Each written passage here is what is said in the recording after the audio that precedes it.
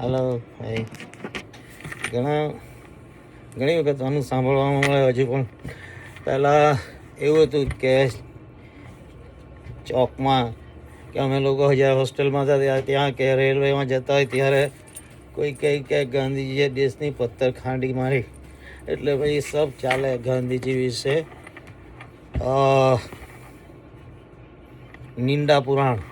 निंदा पुराण चालू हो जाता है गांधी जी के लिए. So bad. The main question comes is that like, hey, Gandhiji didn't get the azadi for our country. Oh, it is mainly got from the Subhash Chandra Bose, or because of the people like Bhagat Singh, or like British afraid that Azad Hind force going to invade India from Burma side. And you know that Navy revolt that day, that time, 1942 or 43, I don't know, 45. So, like, I see the Gandhiji's Charitra. I read a lot of books written by Gandhiji and written about Gandhiji. And one thing I come to conclusion that the whole purpose of the Gandhiji's life and his satyagraha fight is to change your opponent's heart and mind and come up with some kind of the middle road, or the try to convince him to join you in your part. So if you see how India got exactly the independence, like during that time, when the World War II finished, India has a viceroy called the Wavell, and he was like some kind of the failure viceroy, but I think it is so much explosive situation in India that any viceroy, any person cannot rule properly, or maybe blame anyway, regardless of whatever he do or don't do. So the situation was so explosive because of the Hindu-Muslim problem and the demand for the Pakistan, and at the same time there's a demand for the Azadi, and same time there is a Raja and Nawabs and kings and everybody try to save their land and property and money, and so they are doing their propaganda and their covert operation. Yeah, and that is the reason like so many Nawabs gave money to the Muslim League to do the riots, and all riots are from the direct day, before direct day or after direct day, is financed by the Nawabs, because what they basically want to do is like cause the chaos in a country, so maybe delay the independence, or maybe like people might say that okay, you keep your state or whatever, and then keep running that for another 100 years or whatever. So if you see how exactly India got the Azadi, you have to see other country got freedom how. When you see in United States in 1776, United States was like very small. It's like 13 colonies on the sea side of the Atlantic Ocean, and it was mainly run by the British, by the Navy, and British soldiers come and they are the main force of the power. And then people who live here, and there are enough people in United States that time that they like homeborn, like they already born in a in a United States. They are not like new people. There are so many new people that time also coming from the England, because they like getting free land and a lot of free money and free slave or whatever, cheap slave and cheap woman or whatever. So that's why they're coming too.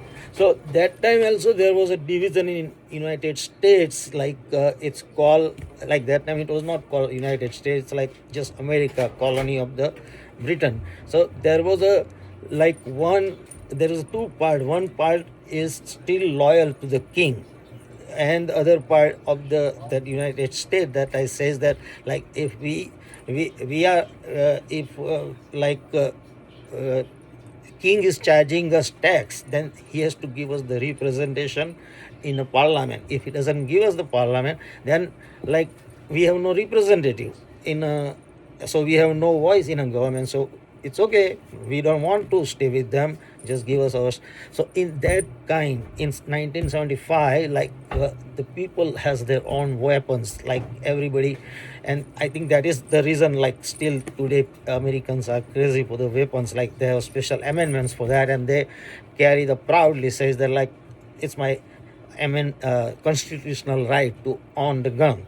So like a lot of people, everybody has a gun there. So like people start to attack the British army and stations, and like whenever there's a small station has a like couple of British army people, and then like suddenly surrounded by the like village of the local grown people Malaysia, and they attack them with the their gun and then fight, and so many things happen. So like it is not happen only one fight and then knock them out, like it is all over the colonies everywhere, small eruption. And then I think Washington did some like big battle with them, and like that way eventually British realized that like we can rule on the sea, but we cannot rule inside the land, because for that they need a lot of boots on the ground. So then eventually like British move further north towards the Canada side, and a lot of loyalists to them also move towards the Canada, and then they make a border with the Niagara Falls with the United States and Canada. So what I'm saying is that that Azadi was guiding by the violence, and the like each and every person, not each and every person, but whoever wants the independence, like at least you can say half of the population that wants the Azadi, they took part in a violence, and they did exact violence against the enemy or the ruling country and kick them out. In our country, it doesn't happen. We are not able to do that because it's so complicated. Like 33% of the India at that time was still ruled by the local kings and the Nawabs and the Nizams. British rule on India, technically they rule only the 65-66% of the India, not the whole 100% of India. They have control over whole India indirectly, but not directly. So the thing is that like when you try to do the revolt, and that is the like Gandhiji's non-violence come, because he saw all these things. Like we say one thing in Gujarati, Gandhiji baniya the, like he's a vaniya, baniya. Whatever the baniya thing today, that thoughts come in your head after 1 day or 2 days. That is the difference between you and baniya. So there is a difference between us and Gandhiji. Whatever Gandhiji thought that time, other people cannot thought about that and do not see that kind of things. And then after the Gandhiji do something, then they realize that, oh, that is the reason he did that. So he see that once you like give the support to the violence, then the like you have to fight two front. One is the local kings and another is the British. So like it is very impossible to fight them or like defeat them in a war or the like some kind of the terror attack or something. Like you can little cause the disturbance, not like kick them out, But what happened is that after World War II, like the British public, like in any country, if any prime minister or president can win the war, of course he's gonna win the next election that is happening within 6 months, right? But Churchill defeated in an election of 1945, and Attlee came in a power, and as soon as he came in a power, first thing he wanted to do is to give the independence to the India. So he come with the mandate from the people. So that people give mandate and says that we don't want to own India anymore. Just get rid of it. And I say that like people say, oh, how the Gandhiji get the independence? Look at the things. Go on the Google and see the manifesto of the Conservative Party and Liberal Party in England. And you see that for the Churchill side, he didn't say anything about India.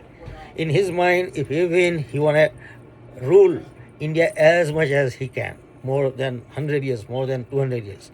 He don't care. He even don't think Indians are the human beings.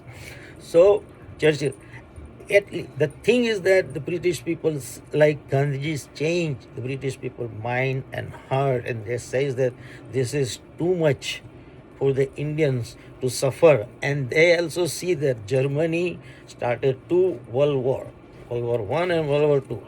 England and Germany has no animosity for anything before that. But because Germany came in the picture very late after the France and England, because it became as a state, as a country in like late 19th century. So Germany wanted colonies too and become strong too and become the world power too. So all he want to do is attack the England and take out the India from them, or take out the England's capacity. And they people see that the England's capacity mainly come from the India, and that invite the Germany to become aggressor against us.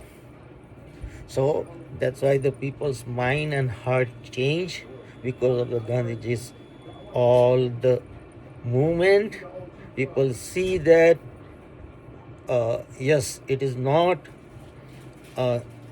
humanity to rule and colonize other human beings, and that is the reason in that manifesto in 1945 the liberals they at least give the promise that like if they elect him he will do something about India and some take some strong decision about that. So they says that, and that is the exactly the think about that. When Wavell cannot able to do anything, then he convinced the Mountbatten. Mountbatten was like some part of the England's uh, like king dynasty or something like that, and he was a naval officer. He got the victory in somewhere in South Pacific, and that is the reason like he got the victory on the 15th of the August in World War II. That is the reason he chose 15 August for India to get the independence. So like he sent Mountbatten by giving him strong order that you must give independence to the India in 6 months. Like it is like, we just want to get rid of the India. 6 months, that's it. We don't want to hear this problem, that problem. Hindus say give our land, Muslims say give our land, that's our right. That's it. No, we don't want to hear anything. And that time, if you see history, if you read the things, you see that the Mountbatten, before go to the India in England, as a as a courtesy, and I think maybe requirement too, because that time the opposition leader was the Churchill. Means he lost the election, but he's still the strong man. He still has a lot of support of the conservatives. So Mountbatten went to see him and like try to say something like from the at least side that look, we have to give the independence, we have no choice. So that time at least says that okay, if you have to give the independence, give them, but give not like intact. Pura Bharat nahi dena hai. Give in a 2 or 3 piece, and that is exactly the Pakistan came from. Jai Hind.